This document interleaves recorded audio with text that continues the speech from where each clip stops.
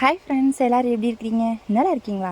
நைட்டும் சரி பகலும் சரி எப்போவுமே சரி எனக்கு ஜன்னலோரத்தில் உட்கார்ந்து போகிறதா ரொம்ப ரொம்ப பிடிக்கும்.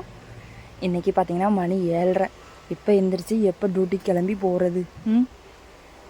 எப்போவுமே எந்திரிச்சது பார்த்திங்கன்னா குளிக்கிறதுக்கு முன்னாடியே நான் தலைக்கு வந்து எண்ணெய் வச்சுருவேன். இப்போல்லாம் பார்த்திங்கன்னா எவ்வளோ எண்ணெய் வச்சாலும் வறண்டே போயிடுது. எண்ணெய் வைக்கிறதுல எங்கே தான் போகுதுன்னே தெரியவே மாட்டேங்குது.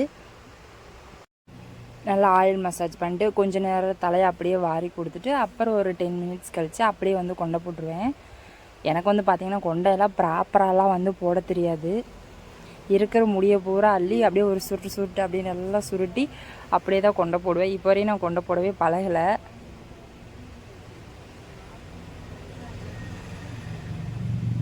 ஒரு சிலர்லாம் நீட்டாக அழகாக பந்து மாதிரி கொண்டை போடுவாங்க. அந்த மாதிரிலாம் எனக்கு வராது. இப்படி தான் அவ்வளோதான் நம்மளோட கொண்டை வந்து முடிஞ்சு.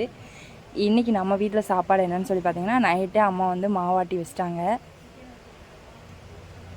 அதுக்கு முன்னாடி குளிக்கிறதுக்கு ட்ரெஸ்ஸெல்லாம் எடுத்து வச்சாச்சு. டெய்லி இந்த ட்ரெஸ் தேடுறதே ஒரு பெரிய வேலையாக இருக்குது. அதுக்கு பேர் பண்ணி போடுறதே பெருசு. இட்லி காலையிலக்கு, மத்தியானத்துக்கு வந்து பார்த்திங்கன்னா சாப்பாடு.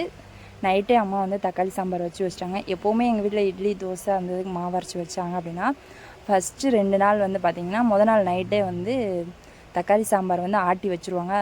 டேஸ்ட் வந்து பார்த்திங்கன்னா சூப்பராக இருக்கும். ஆரம்பத்துலேருந்து இப்போ வரையும் அந்த தக்காளி சட்னிக்கு வந்து நான் ரொம்ப ரொம்ப அடிமை.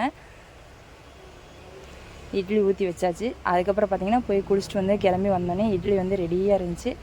நாங்கள் எல்லோரும் சாப்பிட்டுட்டு எப்பவும் போல் நான் வந்து டியூட்டி கிளம்பிட்டேன். தம்பிக்கு இன்றைக்கி கொஞ்சம் ஃபீவராக இருந்துச்சு. அதனால் அவன் வந்து ஸ்கூல் போகலை. பாப்பாவும் அதனால் போக மாட்டேன்னு சொல்லிட்டா. நாளைக்கு தான் கிளம்புவாங்க. ஓகே.